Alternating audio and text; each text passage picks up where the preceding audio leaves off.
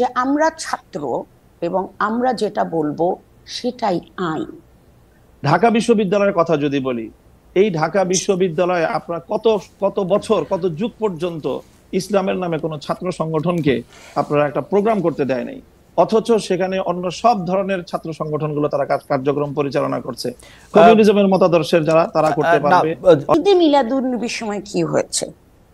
যে কোনো ধর্মভীরু মুসলমানের মতো আমারও খুব প্রিয় ব্যক্তিত্ব হচ্ছেন হযরত মুহাম্মদ সাল্লাল্লাহু আলাইহি সাল্লাম। আমি মনে করি উনি একজন আদর্শ মানুষ ছিলেন। তো ওনার জন্মদিনটা আমরা পালন করব ক্যাম্পাসের ভিতর গরু জবাই করে? এটা কি ঠিক জায়গা? ক্যাম্পাসের ভিতরে আপনি গরু জবাই করবেন? আর একদিকে আপনি আপনাদের অনুষ্ঠান হলে, আপনাদের বলতে আমি মিন করছি এই ছাত্রদের, তারা তাদের গরু কেটেও, গরু কাটুক খাসি কাটুক সেটা ইস্যু না, তারা এখানে আনন্দ ফুর্তি করছে। আর যখন অমুসলিমরা তাদের একটা অত্যন্ত গুরুত্বপূর্ণ পুজো পুজো তো অনেকই আছে, সেই পুজো করতে এসেছে, তারা তারা মোটরসাইকেল গুলি এখানে রেখেছে, আপনারা গেট বন্ধ করে দিলেন। তার মানে কি? যে অমুসলিম তার সাথে আপনি গায়ের জোর দেখিয়ে এটা করছেন। আপনি তো কোনো মুসলিমের সাথে এটা করতে যাবেন না। আবারও মুসলমান হয়েও আমি গিয়ে যদি বলতাম যে ক্যাম্পাসের মধ্যে এটা করো না, তাহলে আমার অবস্থা খারাপ হয়ে যেত। নিরাপত্তাহীনতার যে বোধটা, এই ধরনের ঘটনা থেকেই সেটার জন্ম হয়।